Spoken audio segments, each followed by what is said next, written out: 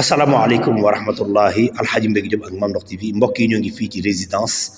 fii ci kër Cheikh Sidi El Hadji Malick Sy ñu taxawaan ak fondation Hadratou Malikia ñu am préparation ziar général bu ñuy waaj ñoom ñu am liggéey bu mag bu ñu fi bëgg a def xam naa dañuy bàyyi rek sama jarbaat mu wax nan lay préparation bi di demee. asalaamaaleykum ñu ngi nuyu waa adduna yëpp. à travers notre chaîne Mame Ndokh TV. di jiital ci nuyoo bi xalifa général des Tidianes Serigne Babacar Sy Mansour mu yóbbaale mboolem njabootu Cheikh Sidi El Hadji Malick. waa fondation Hadratou Malikia ni ñu ko daan baaxoo di defee bu dara xewee ak bu dara xewul yëpp ci biir xadra Cheikh Sidi El Hadji Malick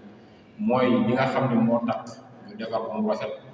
moo tax ñu koy waajal ci ziar général bi mais ñu ànd ci ak mbooleem association yi nga xam ne ñoo nekk ci Tivaouane ak daayira yi di ci invité ñëpp ku ci jot sunu invitation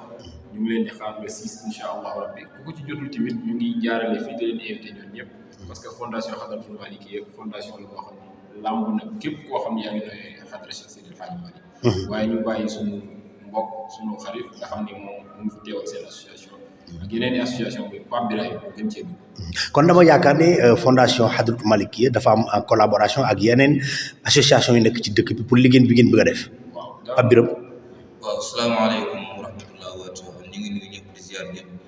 boo gisee mbir mi ñu sawar ci loolu dañoo gis ni kat ndaw ñi ak waa Tivaouane war nañoo impliqué wu ci li nga xamante ne nii moom mooy jëmale kanam Tivaouane di impliqué wu bu baax a baax ci activités yi nga xamante ne nii Tivaouane war na ci am donc moo tax fondation bi Hadratou Malikia li ci invité ñu rek sawar da ci woo suñu mbokk association mbokk ndaay léegi ñëpp bàyyiwuñu kenn képp kuy ndaw daal te yaakaar tarixa bi yaakaar xadra Tivaouane ñu ngi la ci yow bu baax a baax incha allah le 6 incha allah à partir de 9h. jërë ngeen jëf mbokk yi mu ngi noonu kon dégg ngeen ko képp koo xamante ni association nga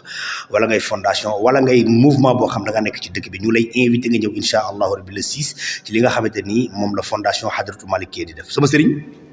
asalaamaaleykum maa ngi nuyu ñëpp pour sant di woo ñëpp. ñun daal dañu war a daal kër Seydi El Hadji Malick moo ñu war. pour seetal ko gani bu ndikkee fekk fi taar bu rafet taar bu jéggi doyoo ñu ngi woowe képp ku woo si asadu an laa ilaha illa asadu anna muhammadu rasulullah ñu ngi woo ñëpp daal daayira yi association yi yëpp ñu ngi leen di woo ñëpp daal ñu ngi leen di invité ci kii bi le 6 incha allah rabbi ñu ngi si woo ñëpp journée nettoyé bi jërëjëf mbokk yi mi ngi noonu alxaaji Mbégi Diop ak Mame Ndokh TV fii ci kër Cheikh Sidi El Hadji Malick Sy xale yi nag ànd fondation Hadratou Malikia war a def li nga xamante ni mooy nettoyage total ñu xam ne seen doole néew ñu ne dañuy tàllal seen loxo képp ko am jot le 6 képp koo xamante ne da nga yore mouvement wala nga yore association wala nga yore daayira ñu ngi la ciy invité nga ñëw ñu àndandoo ko liggéey ko en unanimité ba gani Seydi El Hadji Malick yi bu ñu ñëwee fii xam ni fii lii la dëkk bi yow mbokk yi ñu ngi leen di woo le 6 incha allahu rabbi ku mën a teel a ñëw na la fa 8h fekk ñu teel ko liggéey jógee fii ci résidence bi lépp lu bokk ci résidence bi dañ ko bëgg a bale ba mu set nettoyé ko fobeere ko alxaaji Mbégi Diop ak Mame Ndokh TV ak fondation Hadratou Malikia na ci ñëpp ñëw le 6 incha allah rabbi jërë ngeen jëf